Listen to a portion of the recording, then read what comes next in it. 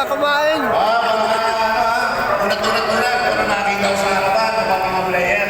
Player talaga? Player o prayer? Prayer! Prayer. Yan ang sinasabi ko. Oh, yung mga nasa likod. Dito, lahat. Mga pumipiyok-piyok pa ako. Nag-concert ako kagabi. Kasi, hindi ko na itatanong.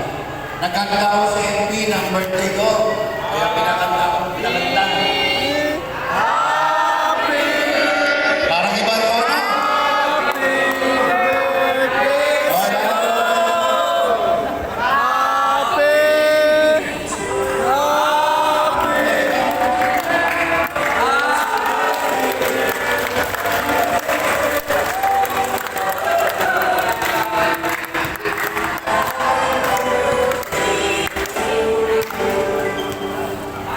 Okay, salamat.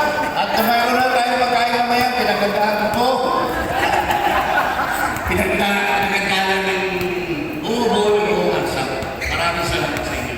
Maraming salamat din sa pagbati. Okay. Sana tuloy-tuloy na tayo. Okay, bibigay po natin si... Okay po. Good morning, Arsa family! Yan, buhay na sila. Kanina medyo napagod yata sa pagpa-practice. Okay. Ngayon po ay magandang umaga sa inyo lahat. Medyo anigagago ang Marilina ngayon para kayo ay may welcome dito. Pero para po maumpisahan natin ito, tinatawagan po namin ang ating Rio Sherwin para sa ating opening prayer.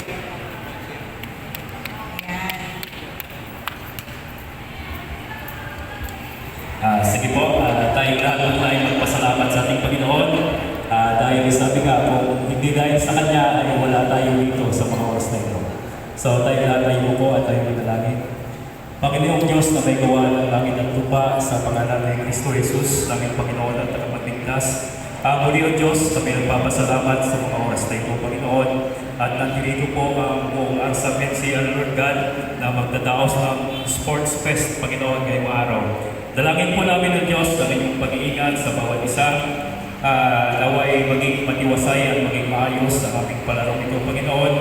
At maraming salamat sa buhay ng mga officers na nandito, Lord God, sa buhay ng aming National Founder, Panginoon, sa buhay ni NP, maging si Aro, at sa lahat ng mga leaders, Panginoon, ng mga officers ng Arsa PNCL, Lord God.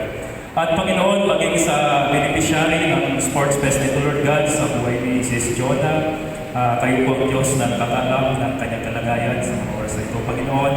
Dalangin po namin ng Diyos na kung ano man will mo, Panginoon, sa kanyang buhay ay siya po susunod, Lord God. Dahil naniniwala po kami na kung hindi dahil sa inyong Panginoon, ay wala po kami dito sa mundo ito, Lord God. Muli o Diyos, sa iyo lamang namin yung pinagkatiwala ang lahat, maging aming buhay. Maraming salamat po muli at ito po lahat ng aming dalangin sa pangalan ni Jesus. Amen. Amen.